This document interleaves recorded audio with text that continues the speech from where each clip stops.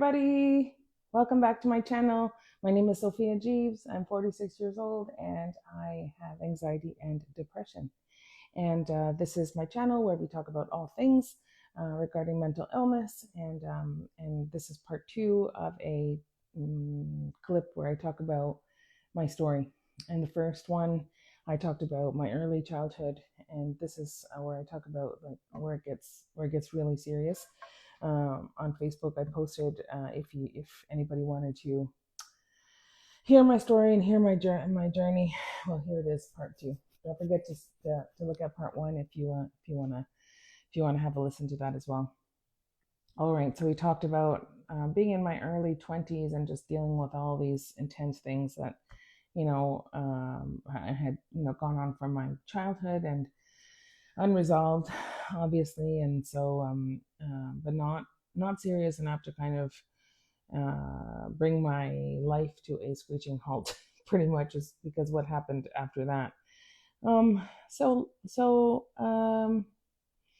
in the first video, I talked about a moment where I felt very, very scared. So I went and I ran and I hid under the bed in my mom's room, and I thought that was a really good symbol for what it really feels like to have anxiety and have depression. So I'm gonna leave that image in your mind right now, and I'm gonna start on the next part of my story because I think that it really kind of helped you be a real symbol of what this process is all about. So at some point in my 20s, we went to Florida to visit some family members, and we decided to go to a national park in Florida, which is, a beautiful place. And so it was like, camping. So we had a trailer, we rented a trailer, and there was a huge lake there. And inside the lake, there was, of course, alligators. It's Florida. And we decided that we were going to take a canoe tour of the lake. And I thought to myself, being Canadian, in Canada, we worry about bears and stuff like that, but I mean, growing up and spending so much time outdoors as a child, like I don't remember any times where we even saw a bear. So it was kind of abstract in my mind. In Canada, we have this idea that we're kind of totally safe pretty much anywhere we go. So that's the kind of mentality I had going into it. Oh yeah, it's gonna be great. It's gonna be fun. Let's go canoeing. As long as I saw that the big fat lake, right, is huge, and the distance between the shores is like really, really, really far. So I'm like, okay, what danger could there be? There's nothing in my mind that's raising any alarm bells at this point. And so we get in the canoes. I'm in one canoe with my uncle behind me, and the rest of my family is in other canoes, and we're having a great time. So we started paddling forward, and we turned. I guess we turned a corner, and the lake kind of shore started to come closer and closer together until we were pretty much in a kind of like a creek, and there was like maybe not much further than the width of this desk in between the shores, and maybe a little bit more. But we're paddling away, and then all of a sudden inside myself, the alarm bells start going off like a big time, because the alligators were like literally right there, and they were calm. They weren't aggressive. They weren't making any behavior that would indicate that they were going to attack or anything like that. But me being the fearful person that I was raised as, I started to freak out. Like, I'm talking full on panic, and it was more like, it was more than panic. It was kind of like hysteria. And I said to my uncle, like, we have to get out of here. Let's start backpedaling.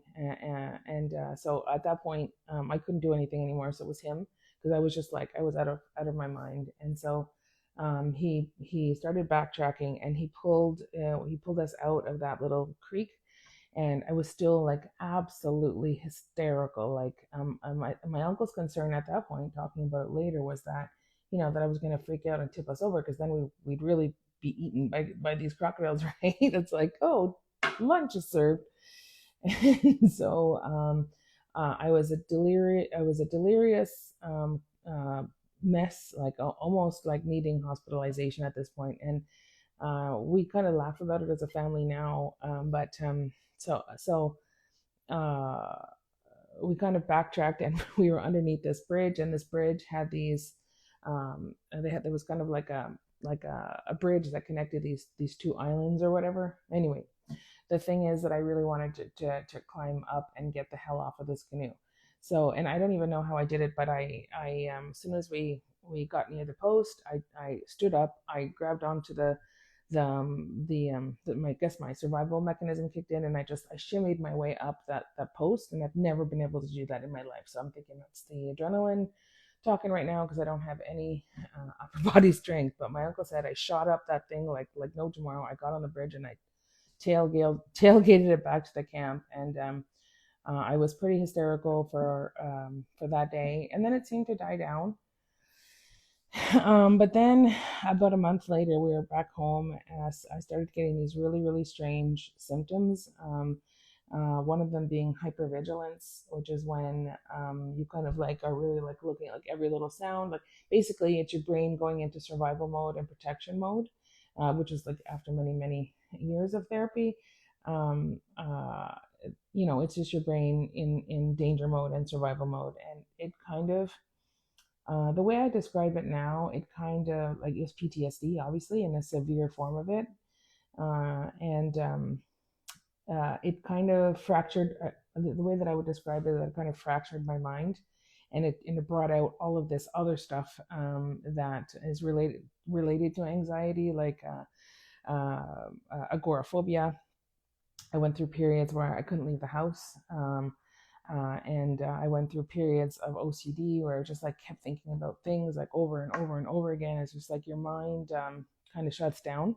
And I'll bring you back to that image that I was talking about earlier, um, of kind of hiding in a small room, and that's kind of the way that I would describe PTSD. It's like you go into a closed room in your mind, and you kind of shut everything out, and because everything becomes a threat.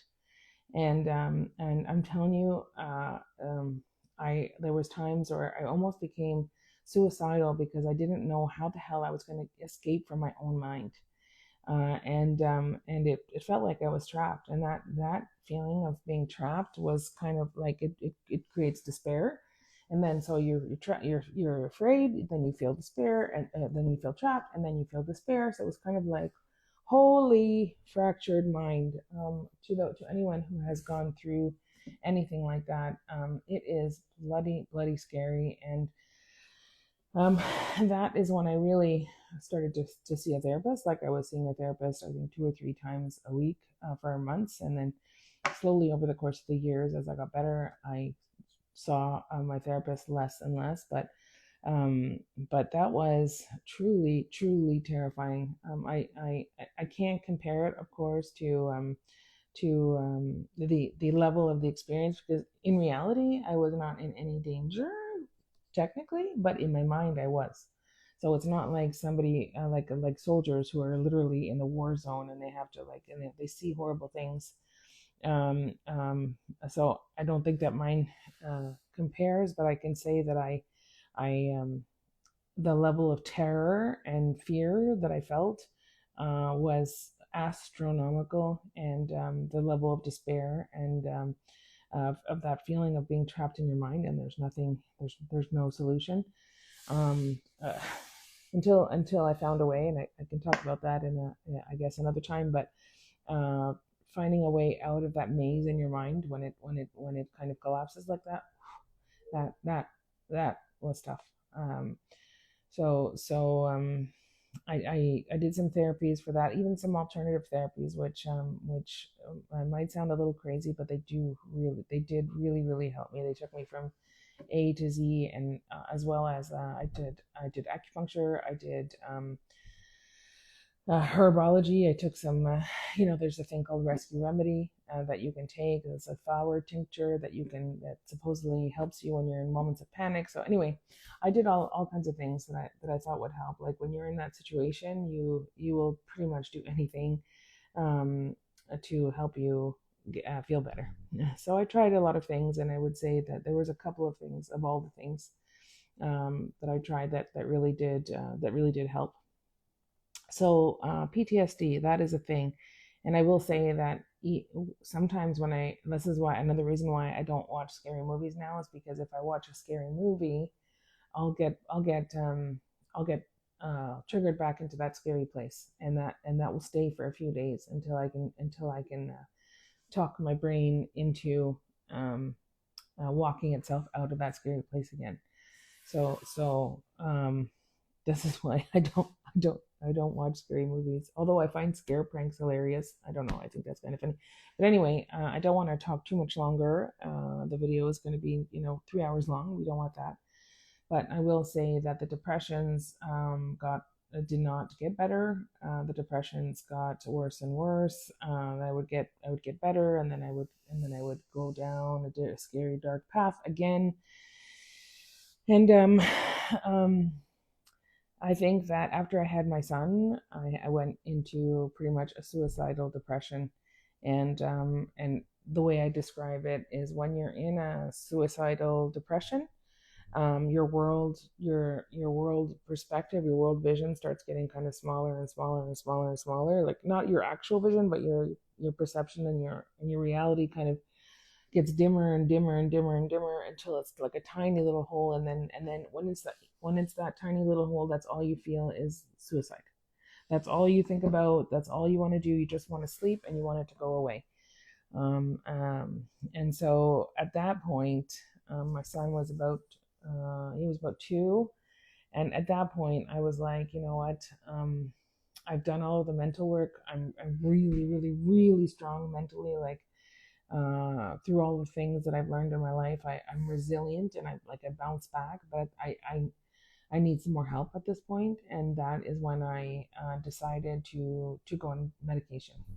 And because I had, like I mentioned earlier, is I had the fear of God put in me about medication, and then I just said, no, I have to do something at this point because I need to do it for my son first, and then for myself.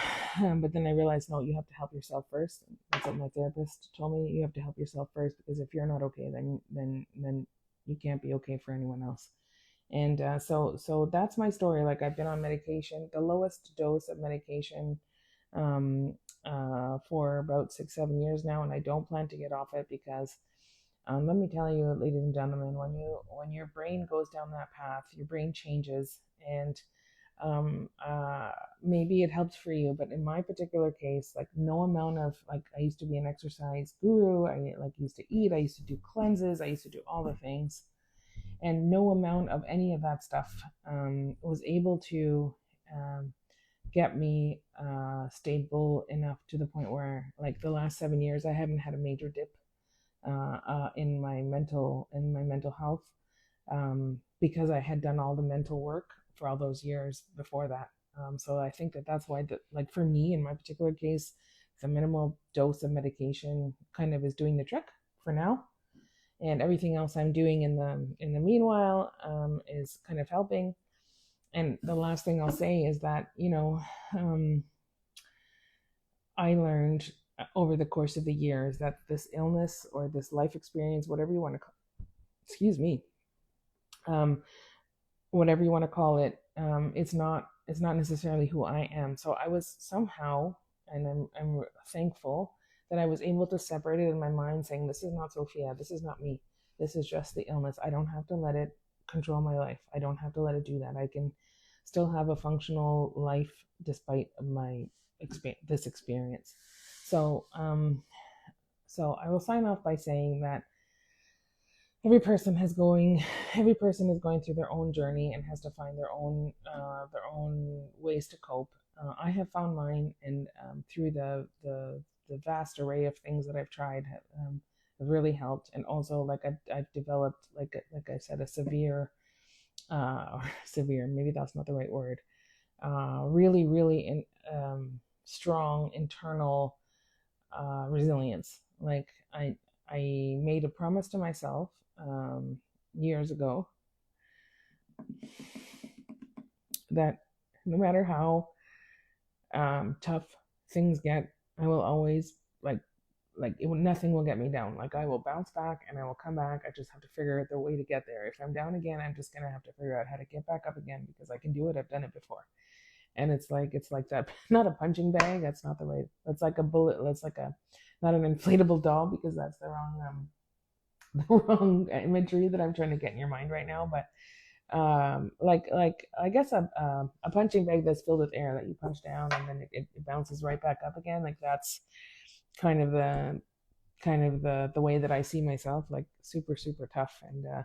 And I think that I only got that way because of what I've gone through.